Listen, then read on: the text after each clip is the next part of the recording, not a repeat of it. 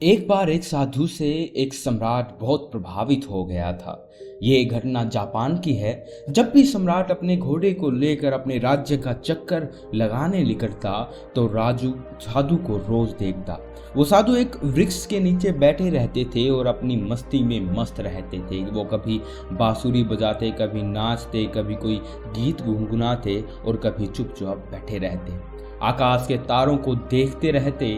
और जब भी सम्राट उसके पास से अपने घोड़े पर सवार होकर निकलते तो वो वहां पर एक बार जरूर रुक जाता। उस साधु को देखे बिना उससे रहा नहीं जाता था। छुपकर वो उस साधु की मस्ती को देखता और फिर वहां से चला जाता। धीरे धीरे इतना रस आने लगा उसे उस साधु में कि समय कब बीत जाता उसे पता ही नहीं चलता था।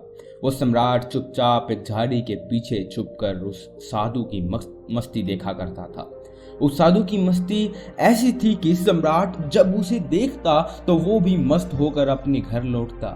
ये रोज का काम हो गया था। एक दिन वो सम्राट इतना भाव विभोर हो गया कि उस साधु के चरणों में गिर पड़ा और कहा कि महाराज, यहाँ मैं अब आपको और नहीं रहने दूंगा। और वर्षा करीब आ रही है और इस वृक्ष के नीचे आप बारिश में कैसे रहोगे? मेरे महल में चलो, मुझ पर कृपा करो, मुझे सेवा का एक मौका जरूर दो। ये सुनते ही वो साधु उठकर खड़ा हो गया और अपनी झोली उठाई और कहा चलो। ये देखकर सम्राट को बड़ा सदमा लगा। सम्राट कह तो रहा था कि महल चलो, लेकिन प्रसन्न होता ये सुनकर कि फकीर कहता कि कैसा महल, कहाँ का महल, हम जहाँ हैं वहीं मस्त हैं, हम महल वगैरह में नहीं रह सकते, हमने तो कपड़ों का त्याग किया है। सम्राट के मन में तो ये सब सुनने की इच्छा थी। अगर साधु ने ऐसा कहा होता तो सम्राट उसके पैरों पर गिरकर कुछ और विनती कर लेता, लेकिन साधु तो तुरंत चलने को तैयार हो गए थे। तो सम्राट थोड़ा सदमे में आ गया। उसने सोचा कि कहीं मैंने कोई गलती तो नहीं कर दी, इस साधु ने मेरे साथ कोई चालबाजी तो नहीं की, ये कोई महल में घुसने की तरकीब तो नहीं लगा रहा है कि यहाँ पर बैठकर बांसुरी बजाता रहा और कहीं ये बांसुरी बजाना, ये मस्ती में नाचना एक कहीं मुझे फंसाने के लिए कोई जाल तो नहीं बिछा रहा, कि ये मछली को फंसाने के लिए कांटा तो नहीं फेंका गया था। फालतू ही चक्कर में पड़ा। सम्राट ने सोचा कि अब तो कुछ कह भी नहीं सकता, अब मना भी नहीं कर सकता। इसने एक मौका भी नहीं दिया, ये तो एकदम से तैयार हो गया। इसने एक बार भी नहीं कहा नहीं मैं बहुत मजे में हूँ, क्या बारिश क्या सर्दी, हमारे लिए सब एक है। सम्राट ने सोचा कि क्या साधु है ये, कैसा साधु है।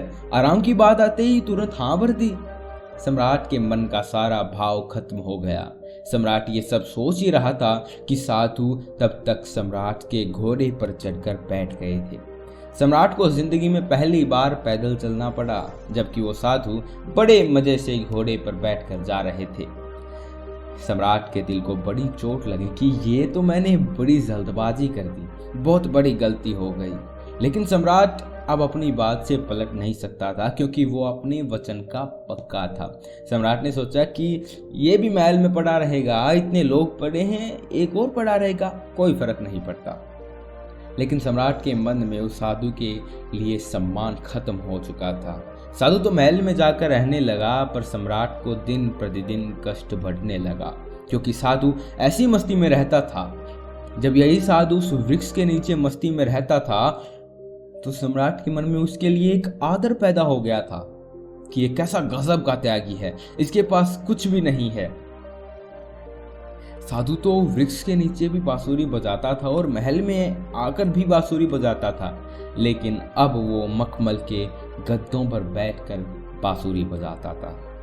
ये सब देखकर सम्राट की छाती पर सांप लौट जाता था कि कहाँ का आदमी मैं उठा लाया, ये कोई साधु है।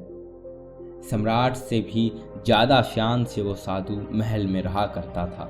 सम्राट को तो कुछ चिंता फिक्र थी, आखिर अपना साम्राज्य संभालना था, महल संभालना था, धन दौलत सैकड़ों चिंताएं उसके पास थी, लेकिन उस साधु के पास कोई चिंता नहीं थी। वो तो बांसुरी बजाता, नाचता, मस्त भोजन करता। 6 महीने किसी तरह सम्राट ने उसे बर्दाश्त किया, लेकिन बात बढ़ती गई। सम्राट के लिए ये सब चीज सहना मुश्किल हो गया। एक दिन सम्राट ने कहा, महाराज एक निवेदन करना है। अब मुझ में और आप में क्या फर्क है? साधु ने कहा, फर्क जानना चाहते हो? सम्राट ने कहा, हाँ महाराज, जानना चाहता हूँ। साधु ने कहा कि तुम 6 महीने क्यों फालतू परेशान रहे? ये बात तुम्हें उसी वक्त पूछ लेनी चाहिए थी जब मैं घोड़े पर बैठा था, क्योंकि मैंने तो देख ही लिया था कि ये बात तुम्हारे मन में उसी वक्त उठ गई थी जब मैं झोला उठाकर तुम्हारे साथ चलने को राजी हुआ। उसी वक्त तुम्हारा चेहरा मैंने देख लिया था। ये प्रश्न तो उसी समय तुम्हारे भीतर था। अरे बुद्धू, तुमने 6 महीने इंतजार क्यों किया? वहीं पूछ लिया होता, मैं झोला डालकर फिर वहीं बैठ जाता। किस बात का संकोच संदेह था तुम्हारे मन में? लेकिन मैं प्रतीक्षा कर रहा था कि देखूं कब तक तुम अपनी बात को मन में रखते हो, तो कल सुबह तुझे फर्क बता ही देता हूं। लेकिन हाँ, गांव के बाहर बताऊंगा। सुबह सम्राट जल्दी उठा, उत्सुक था जानने को कि क्या फर्क है। सम्राट ने सोचा कि क्या फर्क हो सकता है, मुझे तो कुछ फर्क नहीं लग रहा। खाना जो मैं खाता हूँ वही वो खाते हैं और मुझसे भी ज्यादा मांगे करते हैं। ये लाओ वो लाओ। मैं जिस कमरे में रहता हूँ उससे ज्यादा सुंदर कमरे में रहते हैं। मेरा 2-3 नौकरों से काम चल जाता है। ये पूरे दिन 15-20 नौकर साथ रखता है। इसकी जरूरतों का कोई अंत नहीं है। मांगे चला जाता है। कपड़े इतने शानदार पहनता है कि मुझे कोई देखे कि मैं इसका मंत्री हूँ। ये खुद इस महल का सम्राट मालूम पड़ता है। कम से कम महल के बाकी लोग मुझसे डरते तो हैं, ये तो डरता भी नहीं है। बस पूरे दिन बिना किसी चिंता के मस्त बांसुरी बजाता रहता है। आज मैं देखूं क्या फर्क ये बताता है मुझे। सम्राट सुबह सुबह साधु के कमरे में पहुंच गए। वहां जाकर देखा तो साधु ने वही पुराने कपड़े पहने हुए थे जो वह उस वृक्ष के नीचे बैठकर पहनता था। उसी झोले को अपने एक हाथ में उठा रखा था और दूसरे हाथ में बांसुरी लिए तैयार खड़ा हुआ था। सम्राट ने कहा, चलिए महाराज।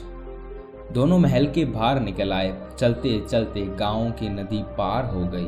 कुछ देर बाद वो गांव के बाहर भी आ गए। सम्राट ने पूछा, अभी और कितना चलना है? साधु ने कहा, बस कुछ देर और। चलते चलते सुबह से दोपहर हो गई। सम्राट ने कहा, बस अब और आगे नहीं चला जा सकता। जो कहना वो यहीं कह दो। साधु ने कहा, मैं आगे चलता हूँ, तुम चलते हो कि नहीं? सम्राट ने कहा, मैं कैसे चल सकता हूँ? मेरा महल, बीवी, बच्चे, मेरी धन दौलत सब कुछ मुझसे जुड़े हुए हैं। मैं तुम्हारी तरफ फकीर थोड़ा ना हूं जिसे किसी बात की चिंता नहीं है। साधु ने कहा कि बस यही फर्क है तुझ में और मुझ में। मैं कहीं भी जा सकता हूं, तुम नहीं जा सकते हो। मैं हर परिस्थिति में खुश रह सकता हूं, तुम नहीं रह सकते हो। जब मैं उस वृक्ष के नीचे रहता था तब भी मैं मस्ती से रहता था और अपनी जिंदगी के एक एक पल को जीता था। जब मैं तुम्हारे महल में चला गया वहां भी मैंने अपने अनमोल जीवन के एक एक क्षण को पूरी मस्ती और खुशी के साथ जिया है। अब जब मैं कहीं और चला जाऊंगा तब भी ऐसे ही जीऊंगा। हम जहां जिस वक्त रहते हैं पूरे तरीके से वहीं रहते हैं। हम ना तो अपने बीते हुए कल के बारे में सोचकर पश्चाताप करते हैं, ना ही भविष्य में आने वाली चीज़ों को ज़्यादा सोचकर अपने वर्तमान को खराब करते हैं। हम तो बस आज में जीते हैं, क्योंकि हम समझ चुके हैं कि जीवन तो आज में ही है, अभी इसी पल को जीने में है। बस यही छोटा सा फर्क है तुम में और मुझ में, कि तुम्हें परिस्थितियाँ चलाती हैं और हम परिस्थितियों को चलाते हैं। तुम खुश रहोगे या दुखी रहोगे क्या तुम्हारे आसपास होने वाली घटनाओं पर निर्भर नहीं करता है, लेकिन हमारे लिए ये घटना जिंदगी के सफर का एक हिस्सा मात्र है।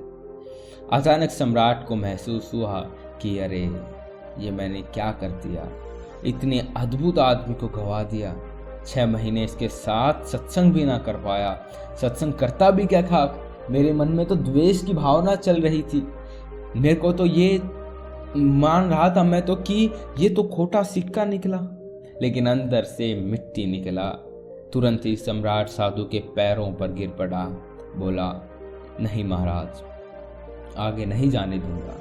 साधु ने कहा, देख मुझे कोई परेशानी नहीं है, ये रहा तेरा घोड़ा, मैं फिर इस पर महल में वापस चला जाऊंगा, लेकिन फिर तुझे परेशानी होगी। ऐसा सुनते ही सम्राट के मन में वही विचार आया कि अरे ये तो साधु तो फिर से आसानी से मान गया। साधु ने सम्राट के चेहरे की तरफ बड़े ध्यान से देखा और फिर बोला, लेकिन नहीं, मैं नहीं आऊँगा, क्योंकि तू फिर नहीं सुधरेगा, फिर तुझे परेशानी होगी, फिर तुम्हारे दिमाग में वही चीज़ आएंगी। हम मेरा क्या है, मैं तो सन्यासी हूँ, मेरे लिए तो महल और जंगल सभी एक जैसे हैं, हमें कोई समस्या नहीं, क्योंकि जिसे समस्या है वो सन्यासी नहीं है। मेरी बांसुरी जैसे महल में बजती थी वैसे ही जंगल में भी बजेगी और बजती रहेगी। ये कहकर वो साधु वहां से चल देता है और सम्राट वहीं खड़ा खड़ा उस साधु को जाता हुआ देखता रहता है। दोस्तों, अगर हम अपने जीवन को देखें तो हमारी परिस्थितियां हमें चलाती हैं। असलियत में एक इंसान अपनी परिस्थितियों का गुलाम होता है। अगर परिस्थितियां अच्छी चल रही हैं तो वो बहुत खुश रहेगा, लेकिन जैसे ही समय पलटता है आदमी दुखी होता चला जाता है। लेकिन क्या कभी आपने विचार किया है कि जीवन सिर्फ परिस्थितियों पर ही निर्भर रहता है? क्या आदमी अपनी परिस्थितियों से ऊपर उठकर एक नए जीवन को देख सकता है, अपने स्वरूप को पहचान सकता है? जरा इस बार के बारे में जरूर सोचना और आखिर में आप पाओगे कि आप भी अपने परिस्थितियों के बाहर निकलकर एक नए जीवन को देखना चाहते हो, लेकिन तुम्हारी परिस्थितियां तुम्हें बार बार पीछे खींच लेती हैं। तुम परिस्थितियों के गुलाम हो चुके हो, तो कोई तो ऐसा रास्ता होगा जो हमें उन परिस्थितियों से बाहर निकालकर एक परमानंद वाले जीवन को जीने में साक्षात करा दे। ऐसा कौन सा तरीका है? खुद से चिंतन करना, सोचना और चिंतन करने से ही आपको रास्ता मिल सकता है। मैं आपको सब कुछ नहीं बता सकता, सिर्फ एक राह दिखा सकता हूँ, लेकिन उस पर चिंतन तो आपको ही करना पड़ेगा। ये कहानी आपको कैसी लगी कमेंट सेक्शन में ज़रूर बताइएगा और ऐसी ही कहानियों के लिए हमारे चैनल को सब्सक्राइब कर दीजिएगा, क्योंकि हम अक्सर ऐसी कहानियाँ आपके सामने लाते रहते हैं जिससे आपको बहुत कुछ सीखने को मिलता है। इस वीडियो को देखने के लिए धन्यवाद।